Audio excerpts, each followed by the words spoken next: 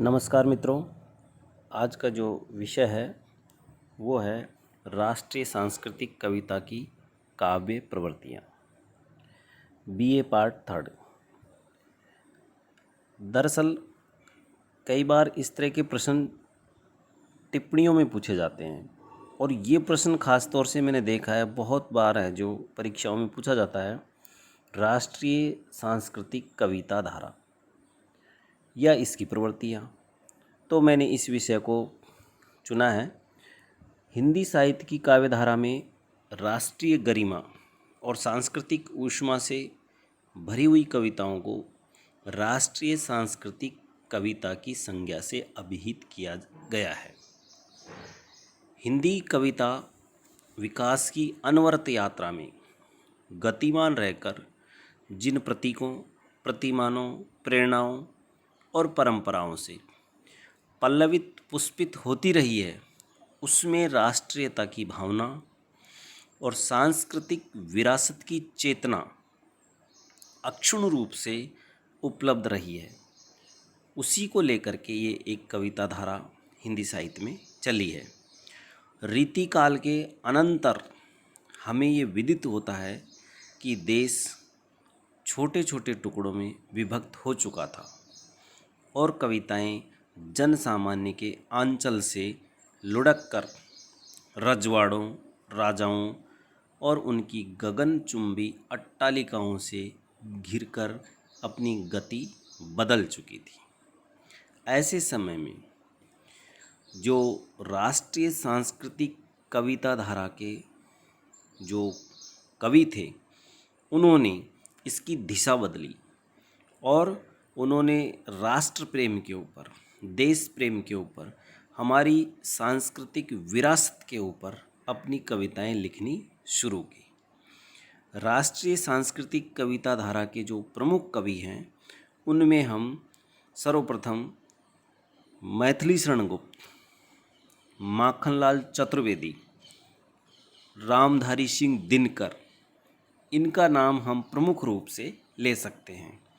इनके अतिरिक्त भी और भी कई कवि हैं जिन्होंने राष्ट्रीय सांस्कृतिक धारा की कविताएं लिखी हैं, किंतु प्रमुख रूप से माखनलाल चतुर्वेदी, मैथिली शरण गुप्त, रामधारी सिंह दिनकर, इनका नाम लिया जा सकता है।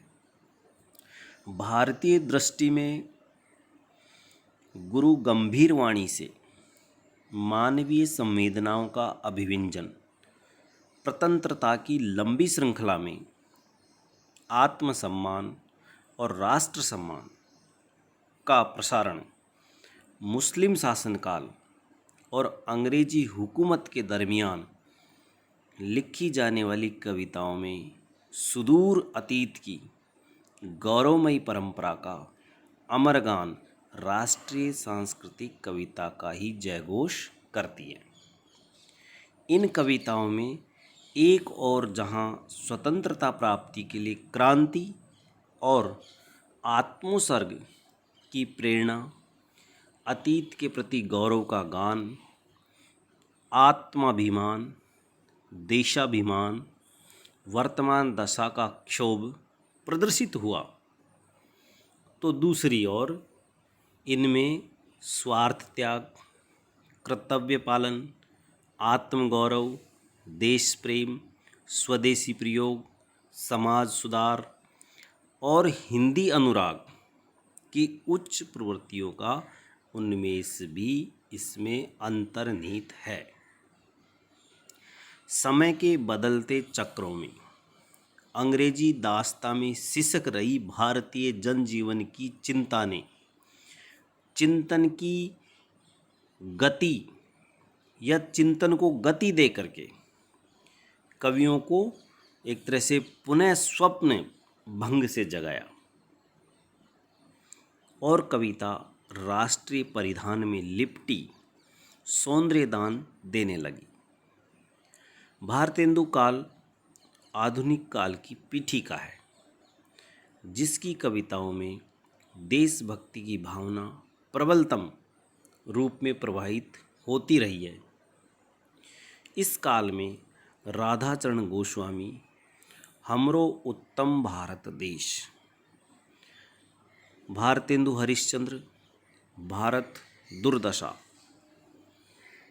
बद्री नारायण चौधरी, आनंद अरुणोदय, प्रताप नारायण मिश्र, महापर्व, और राधा कृष्ण दास, विनय आदि की जो प्रमुख कविताएं थी, वो कविताएं देश को ही एक तरह से प्रदर्शित करती है, या यूँ कहें कि वो राष्ट्र प्रेम और देशभक्ति को पूरी तरह से प्रदर्शित करती है।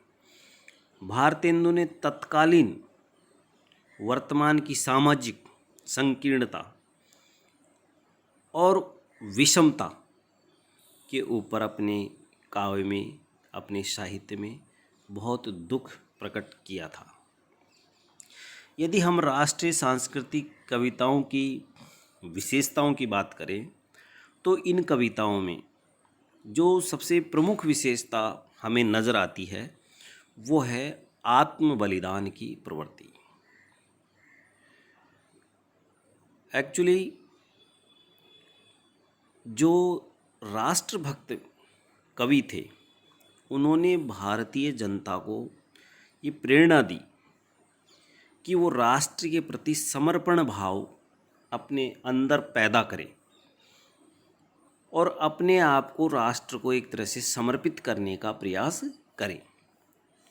भले वो किसान हो, मजदूर हो, सैनिक हो, विद्यार्थी हो या साहित्य प्रेमी हो, तो उनमें जो राष्ट्रीय सांस्कृतिक कविता धारा के जो कवि थे उन्होंने इस भाव को जगाने का प्रयास किया है, उनमें इस भाव को पैदा करने का प्रयास किया है कि वो राष्ट्र के प्रति बलिदान देने के लिए आतुर हो उठे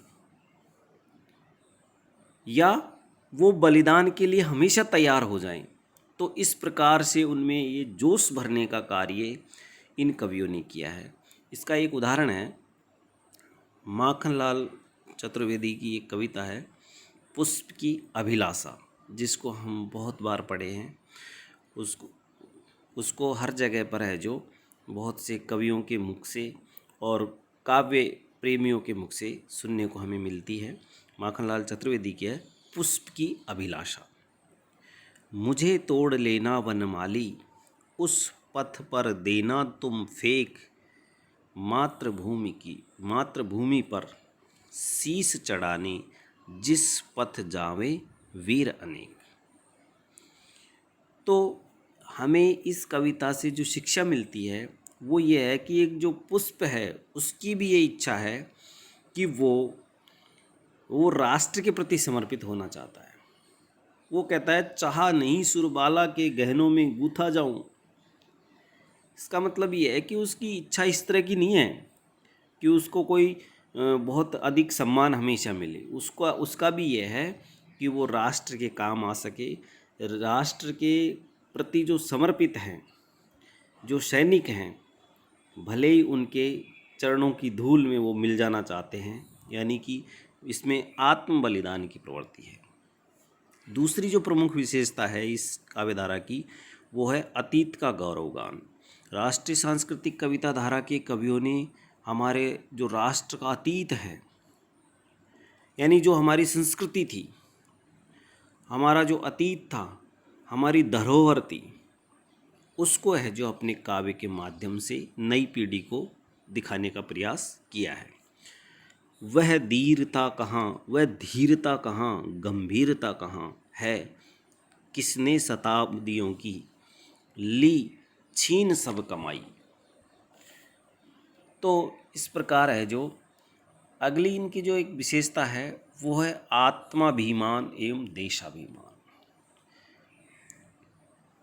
राष्ट्र से प्रेम करने वाले इन कवियों ने भारतीय जनता को उनके स्वयं के स्वाभिमान की रक्षा करने का संदेश दिया और उसके साथ ही उन्होंने देश के स्वाभिमान की रक्षा करने का संदेश दिया।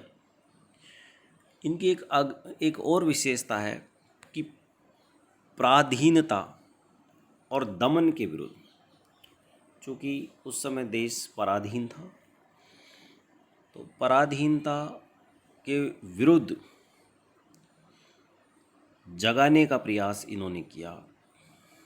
जो भारतीय जनता सोई हुई थी, या यूँ कहें कि जो साहित्यकार भी सोए हुए थे, उनको अपने काव्य के माध्यम से, साहित्य प्रेमियों के माध्यम से, सैनिकों के माध्यम से राष्ट्र के प्रति जगाने का प्रयास इन कवियों ने किया।